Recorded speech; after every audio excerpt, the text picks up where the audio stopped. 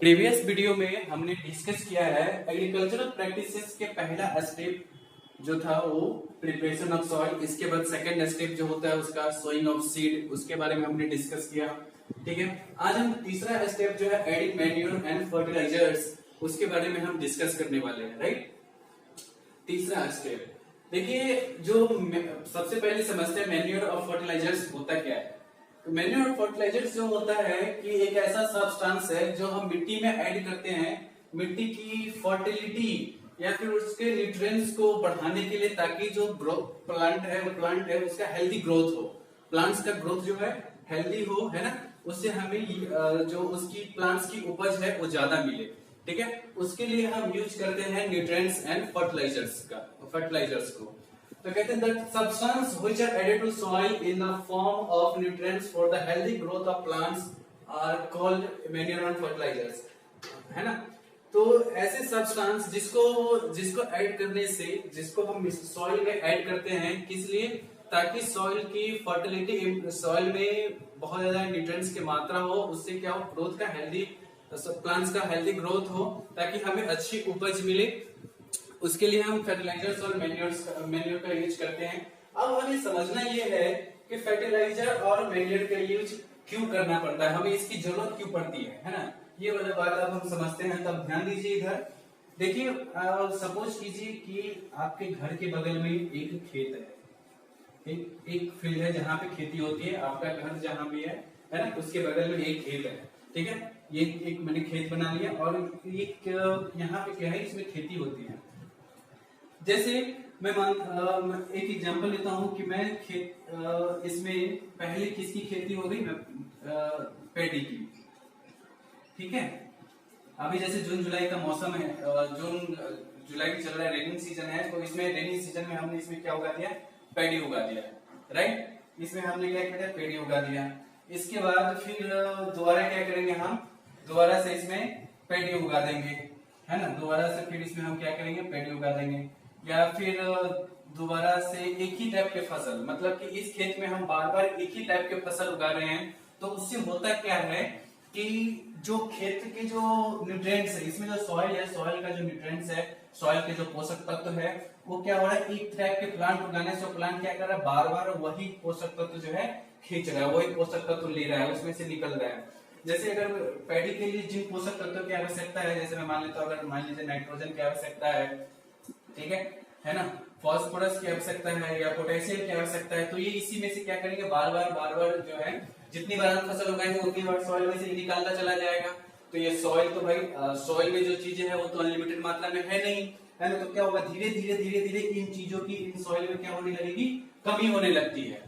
ठीक है, इन चीजों की कमी होने लगती है। तो उन कमी को पूरा करने के लिए, जैसे एक चीज कमी होने लगेगी तो क्या होगा, उसका साइड इफेक्ट क्या होगा, कमी होने लगेगी। तो उसमें जो हम प्लांट्स लगाएंगे या जो भी हम फसल लगाएंगे, क्रॉप लगाएंगे, उसका ग्रोथ सही तरीके से नहीं होगा और उसकी सॉइल की फर्टिलिटी ये जो है कम होने के कारण प्लांट्स का ग्रोथ नहीं होगा सही तरीके से, और सही मात्रा में हमें उपज नहीं मिलेगा, यील्ड नहीं मिलेगा सही मात्रा में। राइट, तो उसके लिए, यील्ड को बढ़ाने के लिए, सॉइल की फर्टिलिटी इंप्रूव करने के लिए हमें क्या करना पड़ता है, सॉइल और फर्टिलाइजर्स को, सॉइल में फर्टिलाइजर्स और मैन्योर का यूज करना पड़ता है, उसमें हम उसको मिलाते हैं।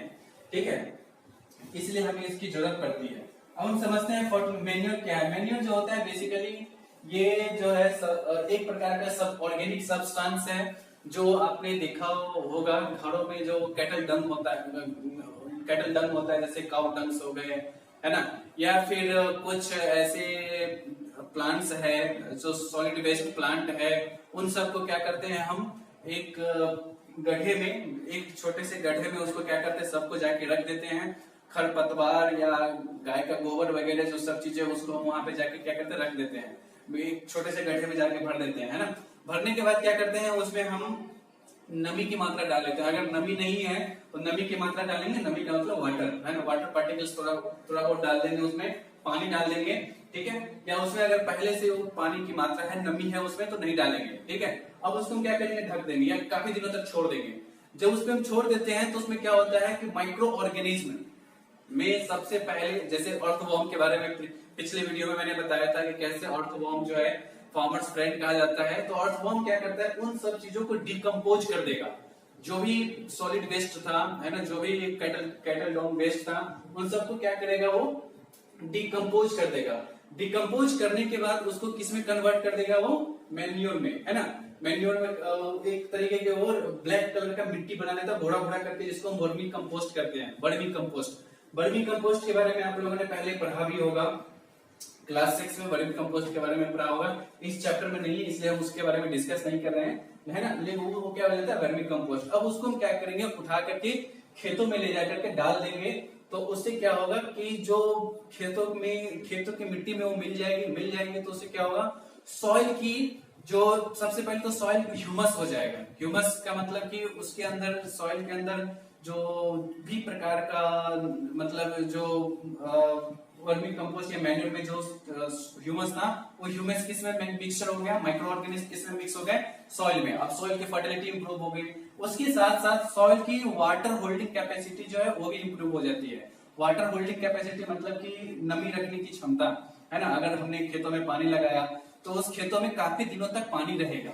है ना, या पानी की नमी उस खेतों में बनी रहेगी, वाटर होल्डिंग कैपेसिटी उसकी इंप्रूव हो जाती है, राइट। इसके साथ साथ जो भी न्यूट्रिएंट्स की कमी है वो बढ़ जाने की वजह से क्या होता है, प्लांट्स का ग्रोथ होने लगता है सही मात्रा में, और हमें फसल के उत्पादन सही तरीके से होता है, ठीक है। अब एक फर्टिलाइजर्स है, फर्टिलाइजर्स का काम भी वही है, लेकिन फर्टिलाइजर्स क्या है, जैसे मैंने बताया मैन्योर क्या ऑर्गेनिक सब्सटेंस है, फर्टिलाइजर क्या है, इनऑर्गेनिक सब्सटेंस है। फर्टिलाइजर्स बेसिकली केमिकल्स को मिला करके बनता है, केमिकल्स को हम फैक्ट्री में यूज करते हैं, फैक्ट्री में मिला करके केमिकल्स बनाते हैं, केमिकल से हम फर्टिलाइजर्स बनाते हैं। उन फर्टिलाइजर्स को क्या करते हैं, हम फिर उसको मार्केट से खरीद करके खेतों में डालते हैं, ठीक है। इससे क्या होता है कि मैन्योर का कोई साइड इफेक्ट नहीं है, लेकिन फर्टिलाइजर्स का एक्सेस यूज करने की वजह से सॉइल जो है वो क्या होता है, उसका टेक्सचर भी चेंज हो सकता है सॉइल का, और उसके साथ साथ सॉइल पोल्यूशन, वाटर पोल्यूशन भी हो सकता है। पिछले वीडियो में मैंने बताया था कि अगर जैसे अर्थवर्म है, अर्थवर्म के ऊपर अगर एक यूरिया का दाना डाल देंगे तो अर्थवर्म क्या होता है, मर जाता है ना। तो जो माइक्रो ऑर्गेनिज्म है वो क्या होंगे, धीरे धीरे खत्म होने हो जाएंगे। अगर ज्यादा हम फर्टिलाइजर्स का यूज करेंगे तो खेतों में जितने भी माइक्रो ऑर्गेनिज्म होंगे वो धीरे धीरे क्या होंगे, एक एक करके सारे के सारे खत्म होने लगते हैं, है ना। तो इसके एक्सेस, और उसके बाद से सॉइल क्या है, सॉइल जो है वो एसिडिक बन जाता है, जिससे उसकी फर्टिलिटी और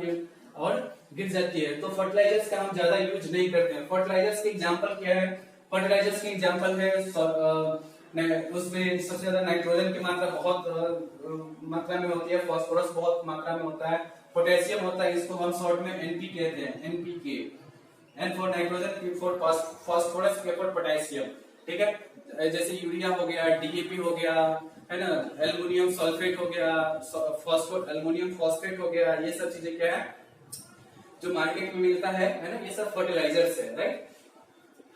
अब हमें डिफरेंस करना है फर्टिलाइजर्स और मैन्योर के बारे में। तो यहाँ पे मैंने लिखा है difference, fertilisers is a man made inorganic salt. ये क्या है, मैन मेड है, ऑब्वियसली फैक्ट्री में यूज होता है, फैक्ट्री में बनता है, तो फैक्ट्री में तो मैन मेड ही होगा, है ना, मशीन या आदमी के द्वारा बनाए जाएंगे। Manure is a natural substance obtained by decomposition of cattle Dang and plant residues. कहते हैं कि मैन्योर जो है वो कैटल डंग और सड़े गले प्लांट जो है, प्लांट्स के पत्ते, ये सूखे पत्ते जो होते हैं पेड़ पौधे के, उन सब को मिला करके डिकम्पोज करके बनाया गया एक ऑर्गेनिक सब्सटेंस है। Fertilisers are prepared in factories, it can be prepared in field. पहले मैंने बता चुका है ना कि एक क्या करेंगे, ऐसे एक घरों क्या करते हैं कि इस तरीके का पिट बना लेते हैं, गड्ढा खोद देते हैं, है ना, और अब इसमें जितने भी कैटल डंग है सबको हम डाल देंगे, प्लांट रेसिड्यूज डालेंगे, ठीक है, सॉलिड वेस्ट जो भी एग्रीकल्चरल प्रोडक्ट वेस्ट होगा वो सबको इसमें डाल देंगे, और इसको क्या करते हैं, इसमें अगर नमी है पहले से तो ठीक है, अगर नमी नहीं है तो थोड़ा बहुत नमी की मात्रा डाल के, पानी डाल के इसको क्या करेंगे, काफी दिनों तक ढक देते हैं, ताकि इसमें अर्थवर्म सबको डिकम्पोज करके और ब्लैक कलर का वर्मी कंपोस्ट बना दे। और वो क्या होता है, वही जो ब्लैक कलर का वर्मी कंपोस्ट बनता है वही मैन्योर होता है, ठीक है। तो वो फील्ड में बनाए जाते हैं, उसमें प्रिपेयर किया जाता है। It does not provide any humus to the soil.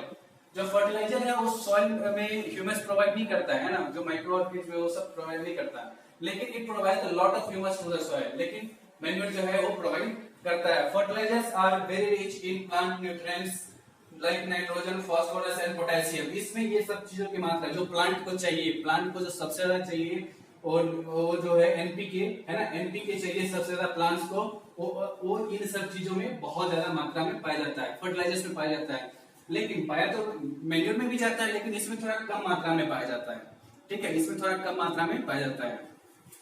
अगर आपको इन दोनों के डिफरेंस अगर आप एक्टिविटी के रूप में अगर देखना चाहते हैं कि मिट्टी में डालेंगे तो किससे ज्यादा, अगर ज्यादा उपज चाहिए तो ये वाला डालना है, लेकिन ये लगातार नहीं डाल सकते। इसके लगातार डालने से क्या होता है, सॉइल हमारा लेस फर्टाइल हो जाता है। तो इसको मैनेज करने के लिए, लेस फर्टाइल जो होता है उसको कम मतलब क्या कहते हैं, मैनेज करने के लिए, उसको कंपेंसेशन करने के लिए हम क्या करते हैं, उसमें मैन्योर भी मिलाते हैं खेतों में बाद में डाल के, है ना, गोबर वगैरह डाल के खेतों में मैन्योर मिलाते हैं ताकि सॉइल की टेक्सचर जो है वो बरकरार रहे, राइट, और उसकी फर्टिलिटी बनी रहे। ठीक है, या फिर एक और अभी मैं एक एग्जांपल बताता हूँ, एक एक्टिविटी कि आपको करना क्या है।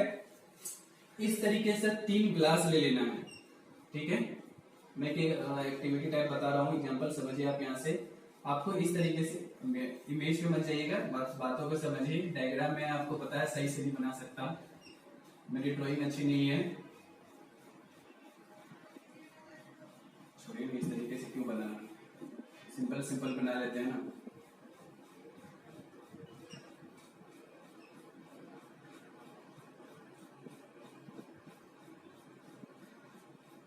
चलिए, 3 चीजें बना लिया, 3 ग्लास ले लिया हमने, या पॉट ले लिया, जो समझिए पॉट ही समझ लीजिए, है ना। 3 पॉट ले लिया, राइट। अब हम क्या करेंगे, तीनों पॉट में, है ना, इसमें हम यहां तक क्या करेंगे, मिट्टी भर देंगे। हमने क्या किया, यहां तक मिट्टी भर दिया, मैं डॉट लाइन से दिखा रहा हूं।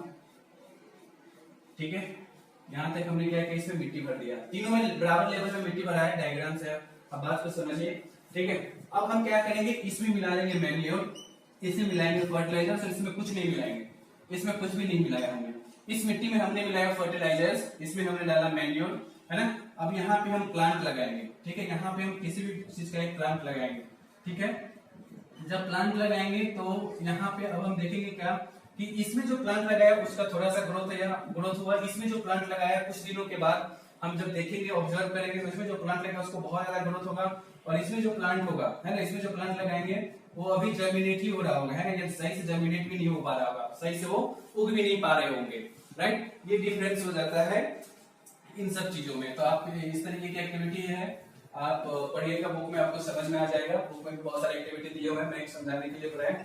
इसके अलावा अगर खेतों की सॉइल की फर्टिलिटी को इम्प्रूव करना है तो एक और मेथड है जिसको हम क्रॉप रोटेशन कहते हैं।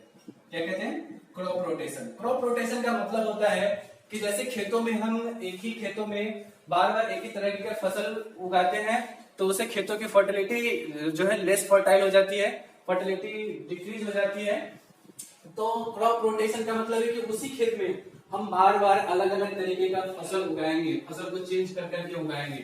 ठीक है, जैसे अगर मान लीजिए पहले सीजन में पैडी उगा लिया तो उसी खेतों में अब नेक्स्ट टाइम में क्या करेंगे, लेग्यूमिनस प्लांट उगा देंगे, लेग्यूमिनस प्लांट लाइक पी, मटर की खेती कर देंगे, है ना। तो उसमें क्या करेंगे, जैसे लेग्यूमिनस, आप जानते हैं कि लेग्यूमिनस प्लांट जो होता है उसके रूट्स में, प्लांट्स के रूट्स में मतलब जड़ में राइजोबियम नामक बैक्टीरिया पाया जाता है। कौन सा, राइजोबियम, आपने पढ़ा होगा पहले भी, या नहीं तो अभी समझ लीजिए। राइजोबियम नामक बैक्टीरिया पाया जाता है। वो राइजोबियम करता क्या है, उसका मेन फंक्शन होता है वातावरण में जितने भी नाइट्रोजन है, वातावरण के एयर में प्रेजेंट नाइट्रोजन को ऑब्जर्व करके और वो प्लांट्स के रूट्स के थ्रू क्या करता है, सॉइल में मिला देता है, सॉइल में मिला देता है। ठीक है, तो मान लीजिए अगर खेतों में जैसे कोई हम फसल लगाए तो उससे जो हमारा नाइट्रोजन, उन पैडी की फसल की वजह से लगाया था हमने, तो नाइट्रोजन की कमी हो गई थी सॉइल में। दोबारा से उसमें हम खेतों में मटर की खेती करेंगे तो मटर के पेड़ के जो प्लांट्स के रूट्स में जो राइजोबियम है वो एयर में से नाइट्रोजन लेकर के क्या करेगा, सारे मिट्टी में नाइट्रोजन मिला देगा, तो उसकी खेतों की फर्टिलिटी क्या हो जाएगी, इंप्रूव हो जाएगी। ठीक है, तो क्रॉप रोटेशन मतलब एक ही खेतों में फसलों को बदल बदल के लगाने की प्रक्रिया जो होती है, लगाने का जो प्रोसेस है, उस प्रोसेस के थ्रू हम सॉइल की फर्टिलिटी को इंप्रूव कर सकते हैं। ठीक है, तो इस प्रोसेस को क्रॉप रोटेशन कहते हैं। इससे भी सॉइल की फर्टिलिटी इंप्रूव होती है, इसमें कोई खर्च नहीं है, इसमें कोई ये एक्सपेंसिव भी नहीं है ना, ये और ये बहुत ज्यादा सुटेबल मेथड है बिना किसी खर्च का ये अपनाने के थ्रू। और ज्यादातर किसान यही यही वाला चीजें अपनाते हैं, है ना। क्रॉप रोटेशन बहुत सारे किसान अपनाते भी है सॉइल की फर्टिलिटी इंप्रूव करने के लिए, ठीक है। अब आपको करना क्या है कि अगर आपके पास बुक नहीं है तो प्लीज मार्केट से बुक खरीदे, एनसीईआरटी की जो आपको ग्रुप में भेजा गया होगा बुक लिस्ट, उसके अकॉर्डिंग बुक खरीदिए। और जितना भी जिस दिन भी मैं जो टॉपिक बता रहा हूँ वीडियो में डिस्कस कर रहा हूँ, उस वीडियो से रिलेटेड एक्सरसाइज के जितने भी objective question like MCQ, fill in the blanks, matching ये सब है वो सब आप टिक करते जाइए और उसको सॉल्व करते जाइए, साथ साथ नोट्स भी बनाते जाइएगा, ठीक है। बाकी एक्सरसाइज के क्वेश्चंस मैं भी सॉल्व करवाऊंगा लास्ट में, अभी तो फिलहाल आप ये समझिए।